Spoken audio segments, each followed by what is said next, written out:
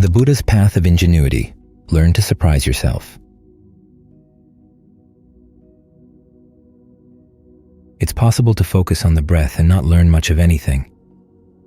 One of Ajaan Lee's friends, who was also a student of Ajaan Moon, complained to Ajaan Lee one time, "Why do you teach people to focus on the breath? All there is in and out, in and out." And as Ajaan Lee replied, "If that's all you can see, then that's all there is." The implication being that the problem is not with the breath, it's with the way you look at it. The Buddha says that one of the qualities you want to look for in yourself as a meditator is ingenuity. He doesn't explain it much. It's one of those terms that's very rarely mentioned in the canon, but it is listed as an important thing to know about yourself, how far you've developed in terms of ingenuity, which means that you have to be ingenious in how you interpret that. When I stayed with Ajaan Fuang, the two things he said you have to develop most in your meditation are 1, your powers of observation, and 2, your ingenuity. You have a clear idea of what you want here.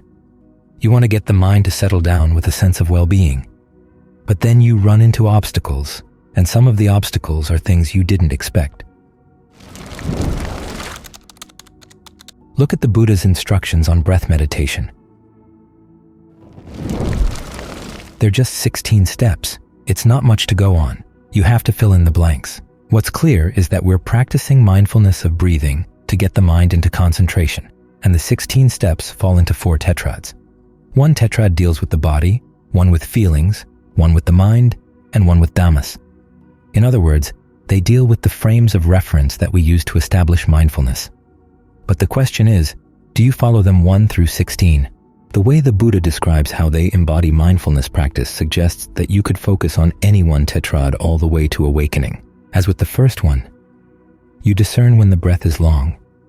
You discern when the breath is short. You breathe in and out sensitive to the entire body. You breathe in and out calming bodily fabrication. The word bodily fabrication there means the in and out breath. The question, of course, is, why did the Buddha use a technical term there? The answer seems to be that he wants you to think in terms of fabrication. He's trying to direct your ingenuity. To what extent is the breath a fabricated process? Fabrication here means that you're working with intention. To what extent is the breath intentional? It is one of the processes in the body that can either be automatic or intentional. The question is, how much of the automatic side of it really is automatic? How much of it is directed by intentions that have become subconscious? One way to learn about that is to try to adjust the breath. Find a way of breathing that feels good. The Buddha himself suggests this in one of his analogies. You're a cook working for a king or a king's minister, people who are not easy to please. So you prepare different kinds of dishes and see what the king or the king's minister likes. Now, the king may say that he likes this or that dish, but it's also possible that he won't say anything, in which case you have to look, what does he reach for? What does he take more of? Then you provide more of that. When you do, and you satisfy the king, then you're going to get a reward. In the same way, as a meditator, you want to find something that the mind likes. That means you have to experiment. You can try long breathing, short breathing, fast, slow. See what the body likes. Ajaan Lee shows his ingenuity by expanding on the analogy.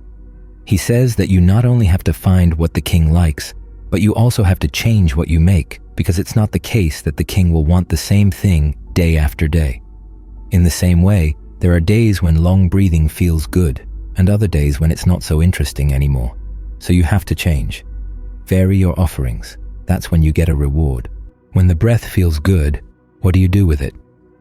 There's another sutta where the Buddha says that you take whatever sense of ease or well-being that comes as the mind begins to settle down and you work it through the body, the same way that a bathman would work water through a ball of bath powder. Back in those days, they didn't have bars of soap. They had a soap powder that you'd make into a dough by mixing it with water, working the water through the whole ball of dough. So how do you work the ease through the body? How do you knead the ease through the body? If you push it too hard, you start kneading dis-ease through the body, so you have to be observant. Ajaan Lee talks about the breath energies in different parts of the body, the flow along the nerves, the flow along the blood vessels.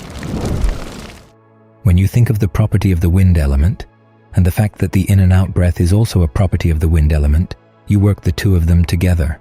The canon that says to do this, but it's a solution to the problem posed by the fact that the Buddha doesn't explain how to work the pleasure through the body. So, what way of working with the energies in the body will work for you? How do you perceive the energies in your body? A common problem is that when the mind begins to settle down, there's a feeling like a band of tension around the head or centered between the eyes. Often it seems pretty resistant to any way of breathing around it or through it. The question is, how do you perceive it as you breathe through it? Do you think that it's got a surface that you've got to push through? And when you're breathing through, where are you breathing from? And where are you breathing to? Maybe that's aggravating the tension. I've personally found that it's good to imagine that band of tension not as a band, but as a cloud. As with all clouds, there's no clear surface, and there's a lot of space between the water droplets. So let that space do the breathing. In other words, you don't let the tension do the breathing. You let the space inside the tension do the breathing. And you're breathing into that space from all directions. That changes the way you feel the tension in the head. It becomes just a heaviness and not a pain. Think about the fact that when you're sitting here and the mind gets calm, the areas of the head that tend to get tensed back and forth, tensed and released as you think in the course of the day. Suddenly, they're released entirely. So of course, the blood is going to flow into those areas. If you push the blood around, of course you're going to get headaches. So don't think of blood, don't think of surfaces, don't think of bands. You can think of a knife cutting through the bands until it's all just little pieces, and each little piece is breathing in and breathing out. It's breathing for its own sake. You're not trying to push the breath through it to get to someplace else. What does that do? For perceptions. That's how ingenuity works. First, you've got to alert yourself to what your perceptions are. Then you challenge them and think of alternatives. One of the easiest ways to think of alternatives, of course, is to ask yourself the opposite. If the in-breath seems to be going in one direction, what if it's actually going in the opposite direction?